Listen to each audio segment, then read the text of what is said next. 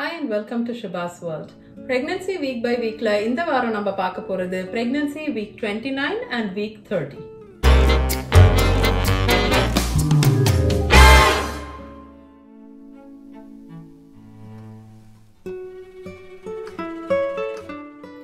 So நம்ம இப்போ நேரா pregnancy week 29 ல பேபில என்னென்ன டெவலப்மென்ட் என்னென்ன சேஞ்சஸ் அப்படினு சொல்லி பார்க்கலாம். இப்போ week 29 ல உங்களோட baby between 2.5 to 3 pounds weight இருப்பாங்க and around 16 inches long.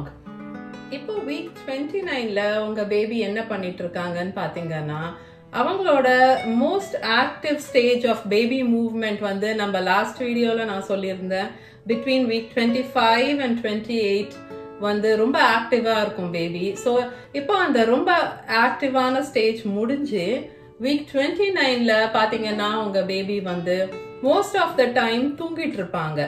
So இப்போ நிறைய நேரம் தூங்குறதும் கொஞ்ச நேரம் முழிச்சிட்டு இருக்கதுமா இருக்கும் அவங்களோட பேட்டர்ன். இப்போ வந்து பேபி பெருசா ஆக ஆக யூட்டரஸ்ல வந்து ரொம்ப நிறைய இடம் இருக்காது. ஸோ ஸ்பேஸ் வந்து கொஞ்சம் டைட்டா இருக்கிற மாதிரி இருக்கும் பேபிக்கு. ஸோ நீங்க முன்ன அளவுக்கு பெரிய மூவ்மெண்ட்ஸ் வந்து நீங்க இப்ப பார்க்க மாட்டீங்க இனிமே, பிகாஸ் அந்த அளவுக்கு இடம் இல்ல. இப்ப வந்து நீங்க வந்து ஜாப்ஸ் அண்ட் கிக்ஸ் கொஞ்சம் அந்த அளவு தான் ஃபீல் பண்ண முடியும். ஸோ எப்பவாவது உங்களுக்கு ரொம்ப நேரமா கிக்கிங் இல்லையே, ரொம்ப நேரமா ரொம்ப அமைதியா இருக்கே அப்படின்னு ஒரு டவுட் வந்ததுன்னா நீங்க வந்து ஒரு 1 hour குள்ளார 10 மூவ்மெண்ட்ஸ் இருக்கான்னு செக் பண்ணுங்க. அண்ட் அப்படி இருந்தா you are good to go. So நீங்க வந்து அதுக்கப்புறம் வரி பண்ண தேவையில்லை. ஓகே, தூங்கிட்டு இருக்க நேரம் தவிர நம்ம பேபி வந்து என்ன பண்ணிட்டு இருக்காங்கன்னா பேபி இப்போ ஸ்மைல் பண்ண முடியும், கண்ணை திறந்து பார்க்க முடியும், அப்புறம் அழவும் முடியும். பேபி அழறது வந்து எப்படி தெரியும் அல்ட்ராசவுண்ட்ல அப்படின்னு பாத்தீங்கன்னா 3D or 4D அல்ட்ராசவுண்ட்ஸ்ல அந்த பேபிஸ் வந்து அழும்போது இந்த உதடு துடிக்கிறது இல்லைன்னா இந்த சின் போர்ஷன் வந்து துடிக்கிறது, ஷேக் ஆகுறது, அந்த அழும்போது இருக்கிற அந்த எக்ஸ்பிரஷன் அதை வந்து அப்சர்வ் பண்ண முடியுது அப்படின்னு சொல்றாங்க. ஸோ எஸ், பேபி வந்து வயிற்றுக்குள்ள இருக்கும் போதும் அழறது, சிரிக்கிறது எல்லாமும் நடக்குது. இப்போ உங்க பேபிக்கு கொஞ்சம் கொஞ்சமா வெயிட் இம்ப்ரூவ் ஆக ஆரம்பிக்குது. எதனால? ஒயிட் ஃபேட் டெபாசிட் ஆகுறதுனால. இந்த ஒயிட் ஃபேட் வந்து ஸ்கின்க்கு கீழே டெபாசிட் ஆயிட்டே இருக்கும் இனி வர்ற வாரங்கள்ல. அண்ட் பேபிக்கு இந்த ஒயிட் ஃபேட் நிறைய எனர்ஜி கொடுக்குது. இப்போ இருக்கிற வெயிட்டை விட இன்னும் 10 to 11 வீக்ஸ்ல பேபி பிறக்கும் போது அதோட வெயிட் வந்து மோர் தென் டபுள் ஆகுது. Sometimes in some cases triple ஆகுது கரண்ட் வெயிட்டை விட பர்த்ல இருக்கும் போது இருக்கக்கூடிய வெயிட். இப்போ வீக் 29ல பேபியோட ஸ்கெலிட்டல் சிஸ்டம், அதாவது பேபியோட எலும்புகள் எல்லாமே வந்து ஹார்டர் ஆகுது, இன்னும் ஸ்ட்ராங்கர் ஆகுது. அண்ட் எலும்புகள் ஸ்ட்ராங் ஆகிறதுக்கு தேவைப்படுற கால்சியம் பேபி வந்து மாமோட உடம்புல இருந்து எடுத்துக்கும். வேற என்ன முக்கியமான ப்ராசஸ் நடந்துட்டு இருக்கு வீக் 29ல பாத்தீங்கன்னா லங்ஸோட டெவலப்மெண்ட் அண்ட் பிரெயினோட டெவலப்மெண்ட். இது ரெண்டும். லங்ஸ் வந்து அதாவது நுரையீரல் வந்து இவ்வளோ நாளா ஆம்னியாட்டிக் ஃப்ளூயிட தான் பிரீத் இன் அண்ட் அவுட் பண்ணிட்டு இருக்கு. ஆனா பேபி பிறந்த உடனேயே அந்த ஏர் லைக் காத்த சுவாசிக்கிற அளவுக்கு அதோட கெப்பாசிட்டி வந்து டெவலப் ஆயிடும்.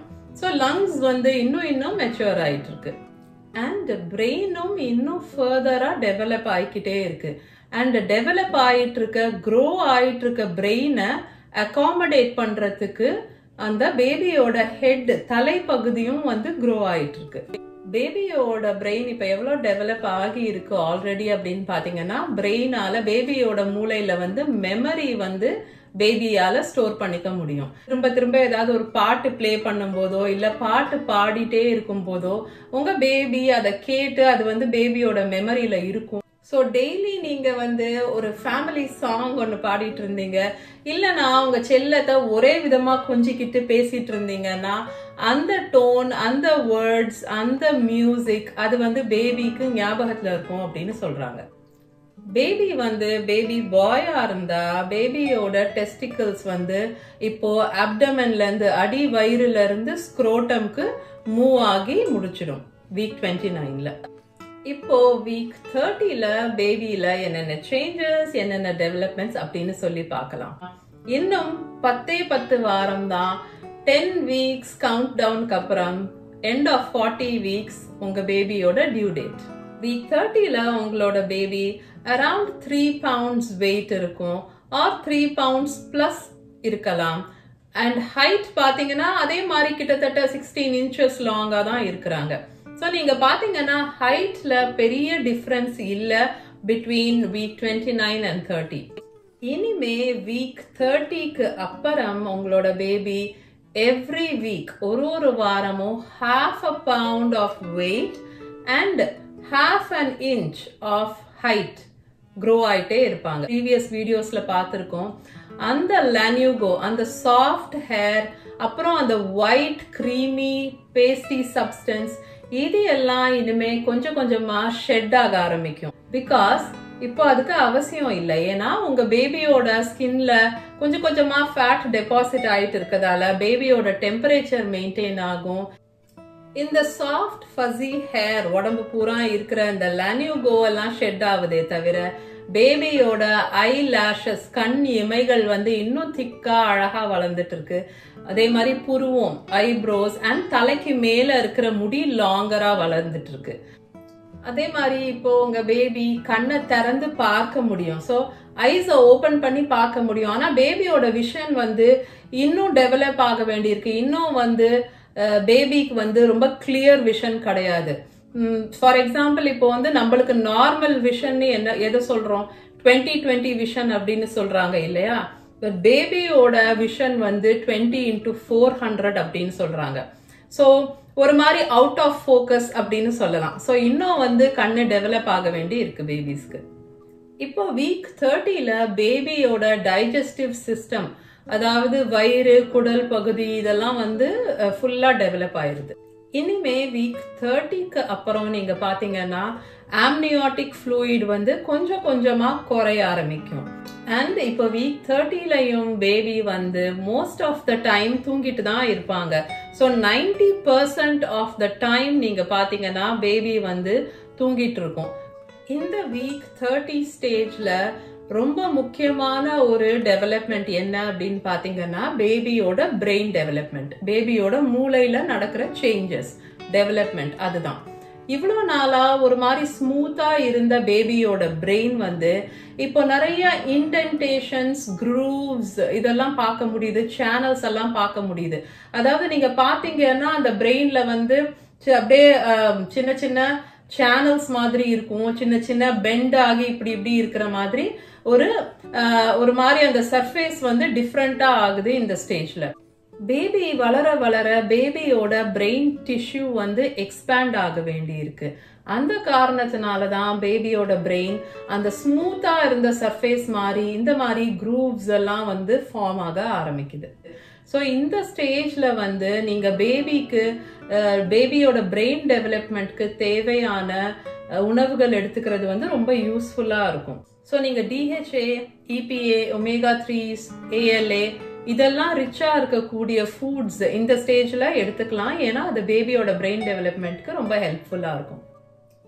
ரெட் பிளட் செல்ஸ் ப்ரொடியூஸ் பண்ற வேலையை ஃபுல் அண்ட் ஃபுல் பேபியோட போன் மேரோவே மேனேஜ் பண்ணுது இந்த ஸ்டேஜ்ல. இது ரொம்ப முக்கியம். ஏன்னா ஆக்சிஜன் டிரான்ஸ்போர்ட் பண்றதுக்கும் வேஸ்ட்டை செல்ஸ்ல ரிமூவ் பண்றதுக்கு எல்லாத்துக்கும் இது ரொம்ப இம்பார்ட்டன்ட். ஓகே, ஸோ இதெல்லாம் பேபியில இருக்கிற changes and developments week 29 and week 30ல. இப்போ மம்மோட சிம்டம்ஸ் என்ன அப்படின்னு சொல்லி பார்க்கலாம்.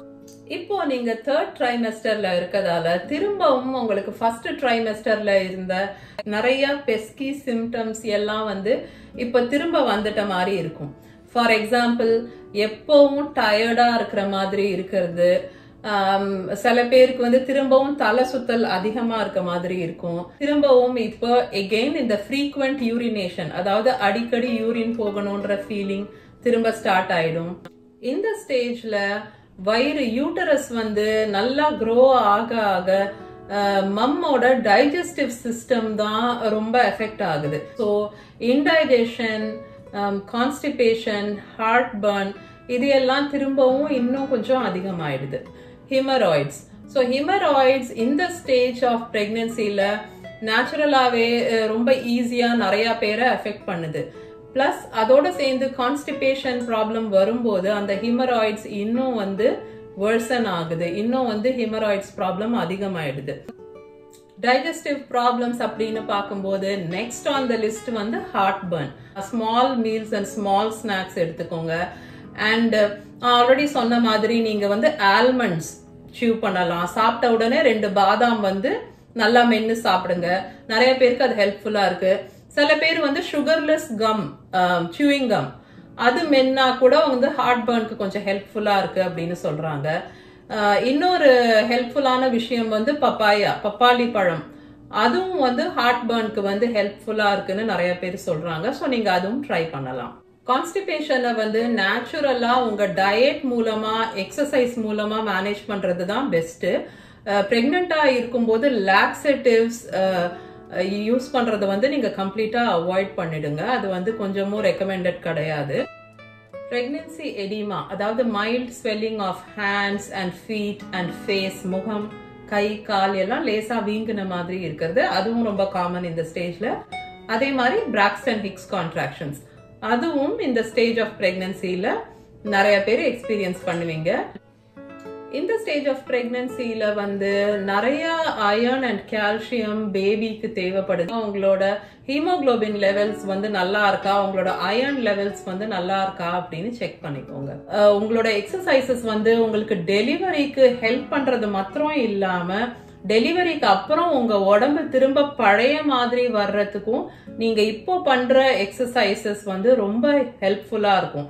அதே மாதிரி உங்க கிகல்ஸ், நம்ம ஆல்ரெடி வந்து pregnancy week I think 15 and 16, pregnancy week 15 and 16 வீடியோல நான் ஆல்ரெடி சொல்லியிருக்கேன். இப்போ வீக் 28க்கு அப்புறம்ல இருந்தே வந்து டாக்டர்ஸ் வந்து கிக் கவுண்ட் வச்சுக்க சொல்றாங்க. ஸோ டெய்லி வந்து 2 times பேபியோட கிக் கவுண்ட் வச்சுக்க சொல்றாங்க. Once in the morning, once in the evening. ஒரு 1 hour டைம்ல 10 கிக்ஸ் இருக்கா, பேபியோட 10 மூவ்மெண்ட்ஸ் இருக்கா அப்படின்னு நீங்க செக் பண்ணிக்கோங்க. அதுதான் கிக் கவுண்ட் மானிட்டர் பண்றது அப்படின்னு சொல்றாங்க. ஓகே, ஸோ அவ்வளோதான் வீக் 29 அண்ட் வீக் 30க்கு. எல்லா கமெண்ட்டுக்கும் நான் கண்டிப்பா ரெஸ்பாண்ட் பண்ணுவேன்.